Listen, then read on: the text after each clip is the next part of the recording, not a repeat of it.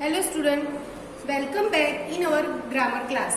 आज हम स्टैंडर्ड 8 में चैप्टर नंबर 10 जिसका नाम है सिंथेसिस ऑफ सेंटेंस वो पढ़ेंगे। तो पहले मैं आपको ये बता देती हूँ कि सिंथेसिस ऑफ सेंटेंसेस उसमें दो सेंटेंस को ज्वाइन करना होता है और ये सारे वर्ड्स हम आगे के चैप्टर में पढ़ चुके हैं। तो यहाँ पर हम पढ़ेंगे सिंथेसिस मीन्स ज्वाइन टू और more sentence into one new sentence. दो से ज्यादा सेंटेंस होते हैं, उसको ज्वाइन करके एक सेंटेंस बनाते हैं, उसको बोलते हैं synthesis.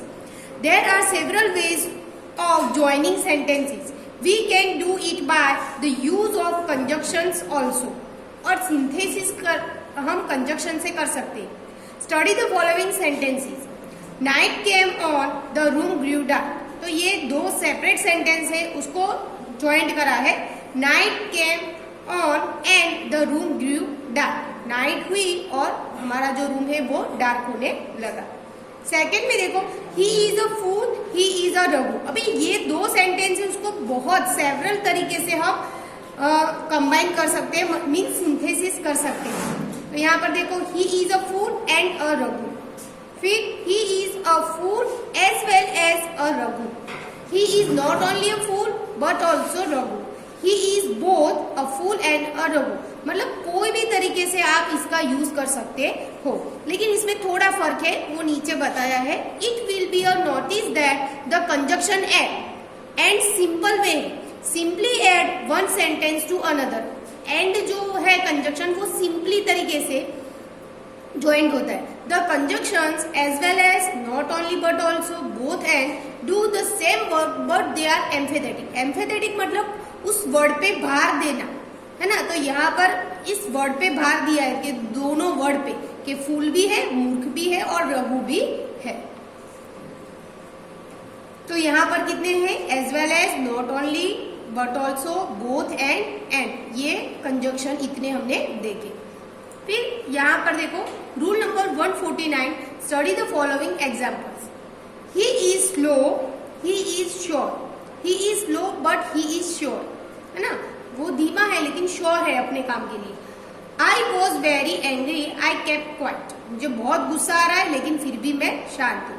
I was very angry yet oblique still, दोनों में से कोई भी आप लगा सकते हो। I kept quite.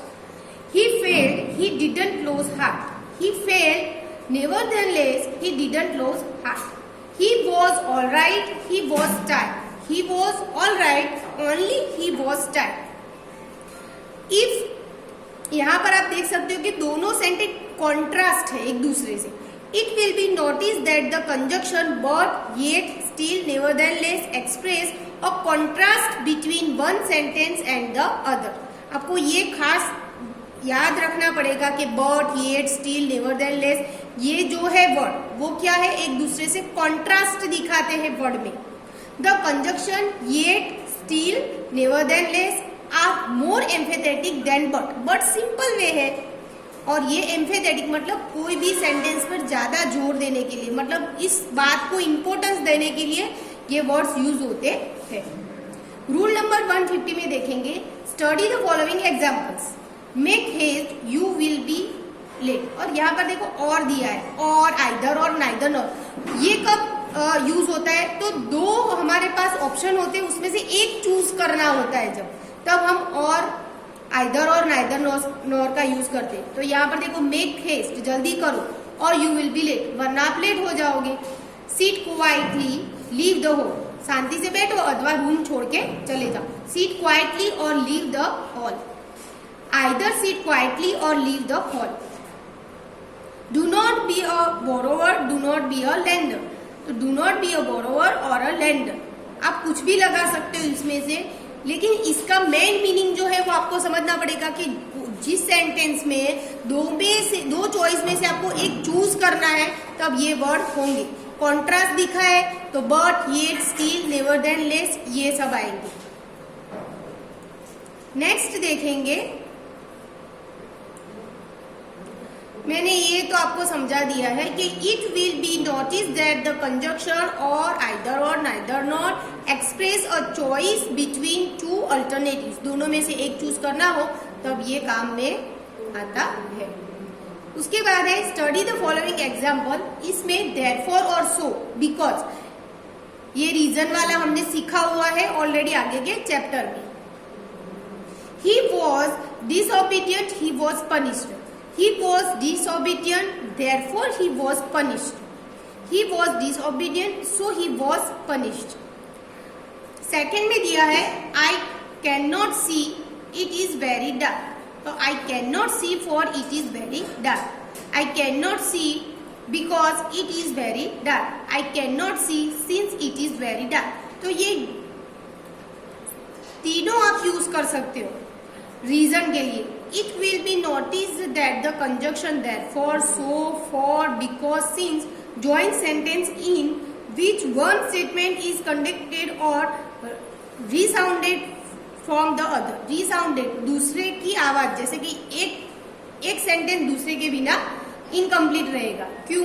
I can not सी, क्यों आप नहीं देख पा रहे हो? क्योंकि डार्क है, नाइट हो गई है, ऐसे। नेक्स्ट देखेंगे The train stopped at the platform.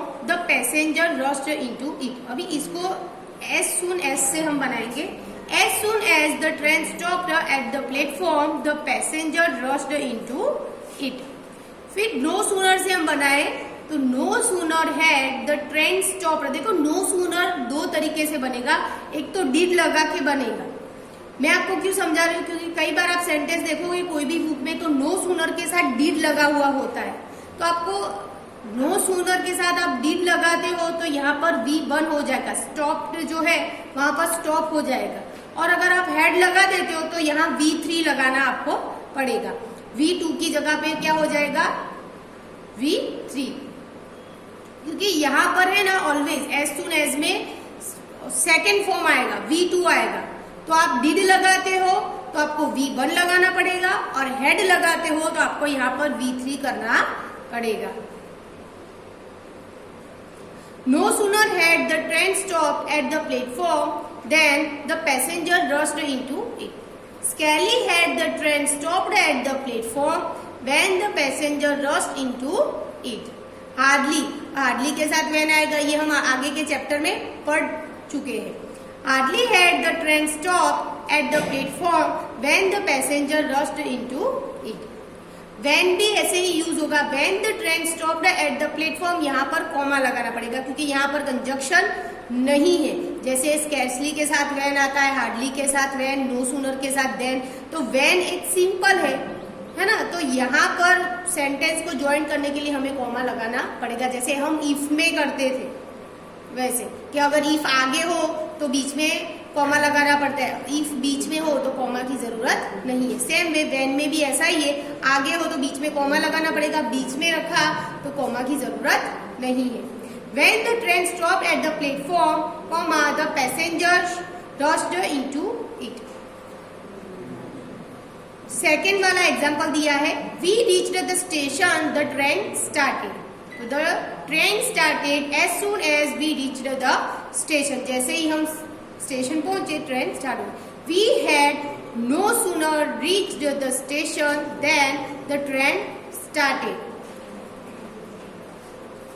We had hardly reached the station when the train started. We had scarcely reached the station when the train started. अभी ये वाला आगे के चैप्टर में हमने पढ़ा था कि ये जो टाइमिंग वर्ड है वो कहाँ पर रखेंगे हम, तो टू बी वर्ब फॉर्म के पीछे और मेन वर्ब फॉर्म के आगे। The train started when we reached the station. मैंने बोला था आपको व्हेन अगर बीच में आए तो कॉमा नहीं आएगा, अगर स्टार्टिंग में रखते हो तो बीच में आपको सेंटेंस ज्वाइन करने के लिए कॉमा रखना पड़ेगा। यहाँ पर देखो, यहाँ पर कॉमा रखने की जरूरत थी क्योंकि कंजक्शन नहीं था। यहाँ पर देखो बीच में रखा है व्हेन, तो there is no need of comma. Okay, तो ये बहुत ही सिंपल है क्योंकि हमने आगे के चैप्टर में ये सारे कंजक्शन की स्टडी अच्छे से करी हुई है। अभी हम देखेंगे एक्सरसाइज नंबर 19, बहुत ही इजी है। देखो, join the following pairs of sentence by using the conjunction given in brackets. अभी ब्रैकेट्स में कंजक्शन दिया है, आपको सिर्फ अप्लाई करना है। तो यहाँ पर आपको समझना पड़ेगा, she left the house, it started raining. As soon as मतलब जैसे ही उसने घर छोड़ा बारिश शुरू हो गई, तो हम एज सुन एज कहाँ लगाएंगे, आगे लगा देंगे। सिर्फ क्या करेंगे, एज सुन एज को आगे लगा देंगे, सेम सेंटेंस लिख देंगे। As soon as she left the house comma it started raining. बहुत ही इजी है। मैंने क्या करा, एज सुन एज को आगे लगा दिया, as soon as she left the house, यहाँ पर कॉमा करना पड़ेगा, फिर इट स्टार्टेड रेनिंग। अभी सीन्स है सेकेंड में, तो हम कैसे करेंगे, I return home from school, it was declared holiday. तो सीन्स तो कैसे करेंगे, I return home from school since it was declared holiday. Next third वाला देखेंगे, you don't tell the truth I won't let you go. तो unless लगाना है, तो ये हमें आगे के चैप्टर के रिलेटेड है। अनलेस के साथ कभी नॉट आता नहीं है, तो हम अनलेस लगाएंगे तो डोंट को हमें हटाना पड़ेगा। तो unless you tell the truth, समझो आगे के चैप्टर के जो रूल्स है वो आपको याद रखने पड़ेंगे तो ही समझ में आएगा। तो अनलेस के साथ कभी नेगेटिव फॉर्म नहीं आएगा। जिस सेंटेंस में अनलेस है उसमें, क्योंकि unless itself negative. Unless you tell the truth I won't let you go, मतलब आप जब तक मुझे सच नहीं बताओगे तब तक मैं आपको जाने नहीं दूंगा। नेक्स्ट देखेंगे ऑल्दो। तो ऑल्दो क्या है, कॉन्ट्रास्ट है। तो इट बिकम डार्क मतलब अंधेरा हो चुका है, we didn't stop our journey, अंधेरा हो चुका है फिर भी हमने अपनी जर्नी स्टॉप नहीं की, मतलब चालू रखी है। तो ये कॉन्ट्रास्ट है, तो हम आगे लगा देंगे सिर्फ although it become dark comma we didn't stop our journey. Next देखेंगे, the teacher was writing on the black board, the boys were talking. तो वाइल है, वाइल मतलब जब, तो बच्चे कब बात कर रहे थे, इसको दो तरीके से लिख सकते हैं, वाइल को आगे भी लगा सकते हैं बीच में भी, लेकिन आपको फिर सेंटेंस एक्सचेंज करना आना चाहिए, है ना। तो यहाँ पर आप देख सकते हो कि the boys were talking, boys कब बात कर रहे थे, the boys were talking while the teacher was writing on the black board. जब टीचर ब्लैक बोर्ड पे लिख रहे थे बच्चे बातें कर रहे थे। The boys were talking while the teacher was writing on the black board. 6 वाला हम देखेंगे, you must pay your fees only then you can take the examination. यहाँ पर अनलेस है, तो यहाँ पर हम क्या करेंगे, अनलेस यू, यहाँ मस्ट निकल जाएगा, unless you pay your fees, अगर आप फीस पे नहीं करोगे, unless you pay your fees you can't, ये भी निकल जाएगा, ओनली देन, ये एक्स्ट्रा वर्ड आपको हटाने पड़ेंगे। Unless you pay your fees you can't take the examination, अगर आप फीस पे नहीं करते हो तो आपको एग्जामिनेशन देने को नहीं मिलेगी।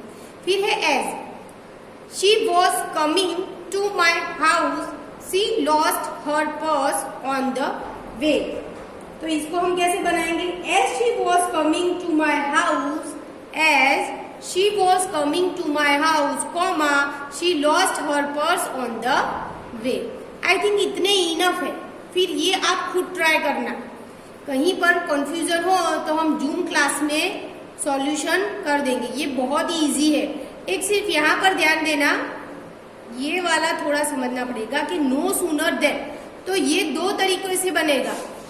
नो सूनर देन वाला, no sooner did the poem peon ring the bell, no sooner did लगाया यहाँ पर ये वाला, the peon rang the bell, तो no sooner did the peon, यहाँ पर रिंग हो जाएगा, रैंक का क्या हो जाएगा, रिंग हो जाएगा, the bell, then boys rushed to their classes, और हेड लगाते हो रिंग रैंक रंग, यहाँ पर V3 हो जाएगा, हेड लगाओगे तो V3 करना पड़ेगा। ये एक थोड़ा ऐसा था जो आपको समझ में ना आए तो मैंने समझा दिया।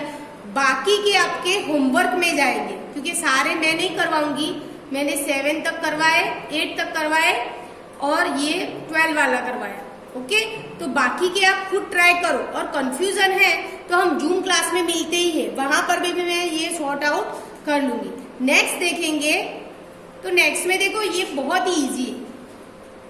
सेकेंड वाला, join the following pairs of sentences bye means of suitable conjunctions. ये आपका HW रहेगा और यहाँ पर क्रॉस लगा देना, क्योंकि ये ऐसा मैचिंग है जो मैं एग्जाम में पूछ नहीं सकती हूँ, तो ये एग्जाम में एक्सरसाइज नहीं आएगी, लेकिन फिर भी हमें प्रैक्टिस के लिए ये एक्सरसाइज करनी है, लेकिन ये आपका रहेगा HW। एक मैं आपको सिखा देती हूँ कि कैसे करना है, तो आप देख सकते हो।